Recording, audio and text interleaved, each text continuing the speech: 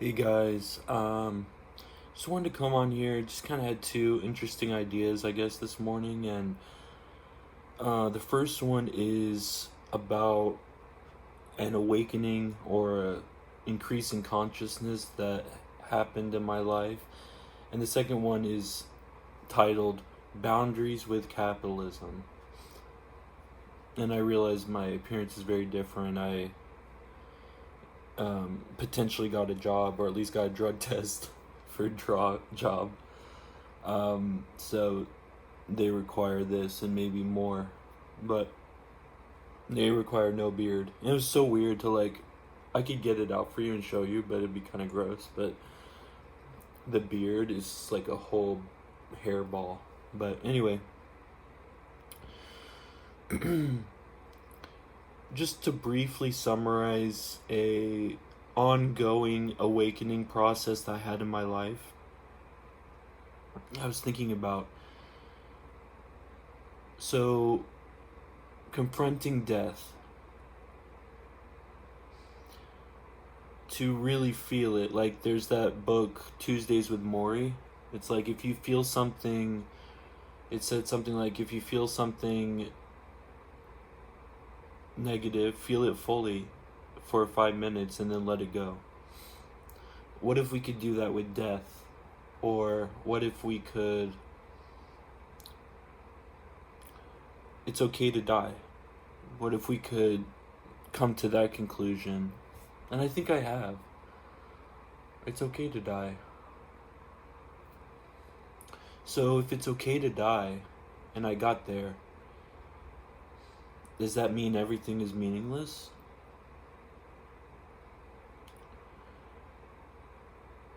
What if the void is a portal? You know, that emptiness of space, endless space.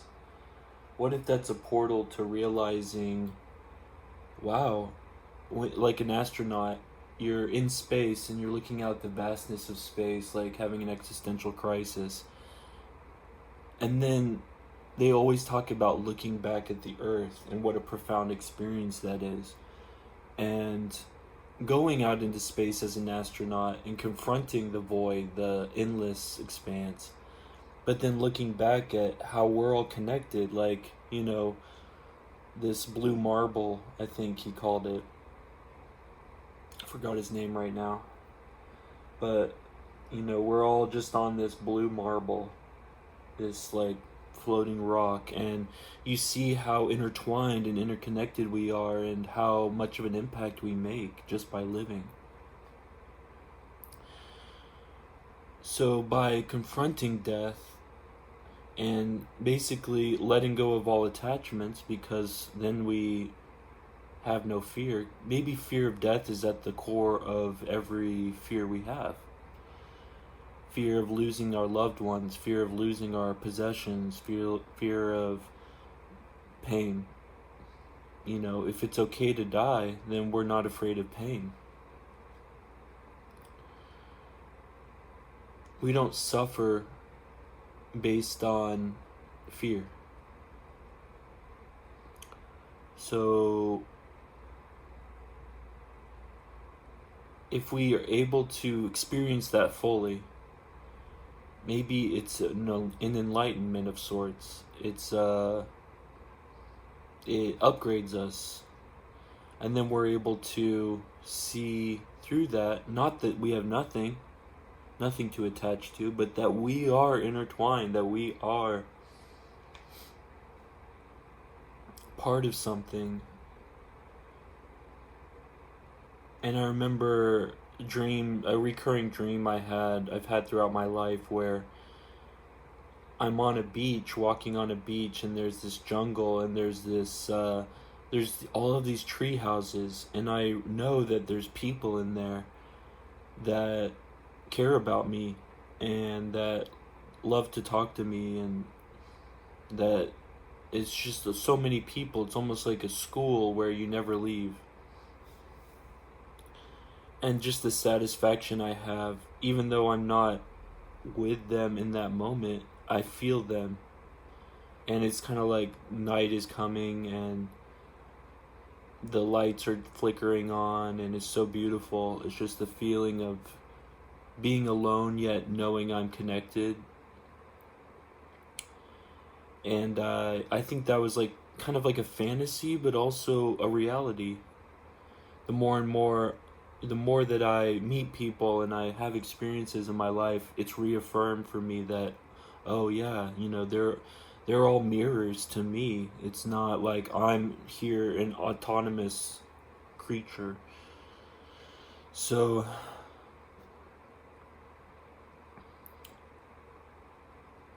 that's a theme. And okay, the second one was boundaries with capitalism. So we all talk about often, part of the discussion is boundaries, having healthy boundaries.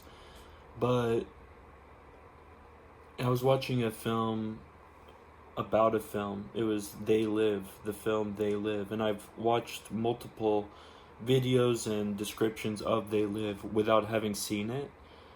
But what They Live, the John Carpenter film, talks about is the prevailing ideologies and the people, it's like the reptilians, but we are getting messages and ideologies, and we are trying to be convinced to buy and to consume and to stay under a certain control structure. And that control structure is we describe it as capitalism or the matrix. But capitalism is, what I learned recently is that capitalism is different from markets. Markets have been around much longer than capitalism. Capitalism is about endless profit. It's about profit. It's not about a communal exchange. It's about a one side benefiting more. Whether that side is, a corporation and an employee, or a corporation and a customer, or it's a United States and a country that pays to the United States, or is subservient to the United States, or a whole continent. Third world, developing country, whatever you want to call it, or the global south. But in our everyday lives, we perhaps make decisions and make concessions and make rationales for our behavior and our choices based on this prevailing ideology. And we don't even have to call it capitalism. Let's just call it the prevailing ideology, which is that anything you do, I think one presupposition is anything you do for money is time well spent. Any effort you put in that you get paid for is valuable, is ethical. But because you got to pay the bills. I saw an interview with Keke Palmer and interviewing Whoopi Goldberg. And Whoopi Goldberg was talking about, I've got to pay those bills. It's all about the money. It's all about paying bills. And I thought, at what point, I always think this, at what point do you have enough money to pay the bills for the rest of your life? And really, you're rationalizing your own choices based on the accumulation of wealth. And, Keke said, that's so real, and I was like, that's not real. Like, if you're multi-millionaire, you don't really have to work. You could live, so anyway, going back to capitalism, or going back to where boundaries with capitalism. Yes, sometimes I engage in working for money and wage labor. Let's say that there's two groups, people that work for money and people who invest for money, passive income, and they survive off of that, or they thrive off of that.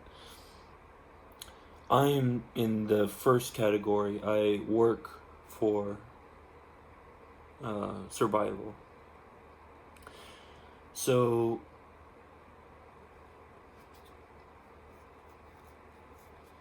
but I don't always have to. And the consequence of that is that so I'll make some choices explicitly. So if I'm going to, I could quit a job, quit a job at a major corporation because it's too much. It's, I'm overly sensitive. Like, I saw this girl at Target who was at the checkout lane, the same Target that I worked at for a seasonal job. She didn't speak to me at all. And except to say gently at the end, have a good day, And she kind of checked out, and that's good. We don't need everyone to be checked in and fully loaded and giving all their energy to something that doesn't really reciprocate that. So if I quit a job because it's become too much, that's okay. Then I'll just change my spending, and it's like, oh, but there's privilege in that. Well, there's privilege in staying in a job. There's where you're using a system that, that corporation, maybe I have a difference of values with them. Is it privilege to question that? Or is all the privilege on the company and they dole out privileges only?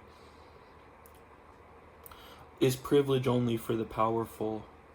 Or do I get some privileges? I have some boundaries with our structure of capitalism, where our exchange of money, our endless pursuit of profit, our rationale that all work provides, all work is justified by gaining money from it.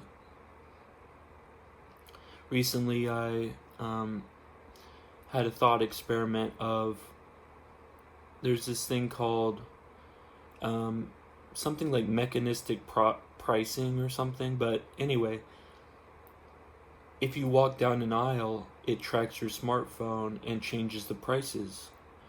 It's been shown with Uber drivers that, if you're more desperate, you get lesser fares. The more, lower fares you have that you accept, the lower fares you get. So you get less money if you're desperate. Tracking people's credit scores and offering them lower wages based on that because they're more desperate, things like that. So if going back to the first topic, if I'm okay with dying and I've accepted that, then I can't be inspired by fear to do something or be involved with something just for money or survival that I don't want to do. And it's worked out so far. I've been taking long sabbaticals. I've been not working for years at a time and occasionally getting a job. So that choice is my choice. And it's a rare choice, of course. But it's a choice afforded to anyone who has wealth. Even though they would, of course, pretend otherwise to justify their own choices, perhaps. Like I argued Whoopi Goldberg did. Or anyone, I'm not trying to harp on Whoopi Goldberg, but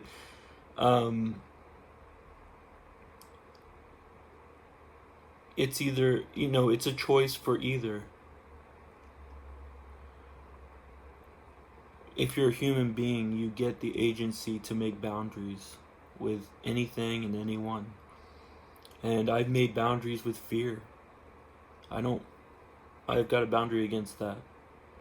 I've made boundaries with capitalism. I take sabbaticals. I don't take every job.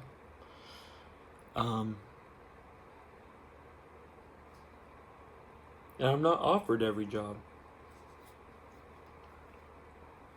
But it seems like there's a protection around me, and I think other people too, like if you recognize it, like everyone, like we have angels, we have benevolence, nature itself, hummingbirds, and we are provided for. It's like Jeremiah 22:11 or something like that. It's like God wants you to have a good life that's in your future, well established and well provided for.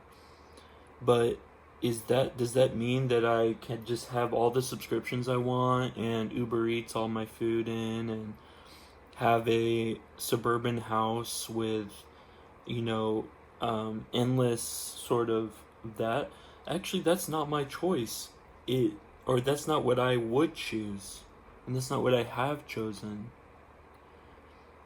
But the society is built to encourage those choices. Like, for example, having a first or second house, getting a tax rebate for that. Why? Because it reinforces your stagnation, and that supports the greater society, a greater system, I should say, not the society.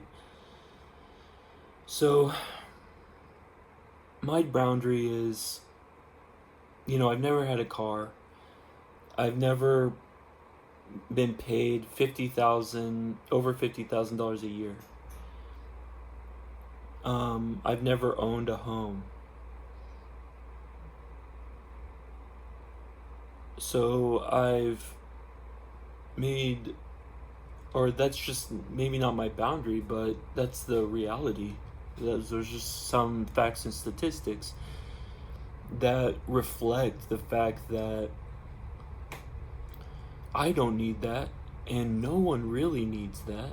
And if you have a kid, your needs change necessarily, but is the cap off and you just have, now need everything? Maybe your needs are still closer to what I have, which is nothing. So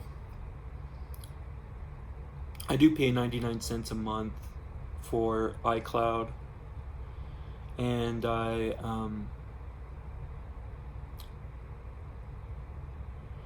would be willing for a month. I just do it for like a month every once in a while to get a project done. I'll get like an AI subscription. I'd like to do that. So to finish up a project I'm working on. So yeah, I mean, just kind of picking and choosing, but what I'm saying is that I think that we export or put our decisions on, we just rationalize it with what everybody else does, but you can adapt. We're so adaptable as organisms and human beings that even this system, as pervasive as it is, if I'm free of fear, then I'm free. So thank you for listening to this. That was fun for me to talk about, and love you.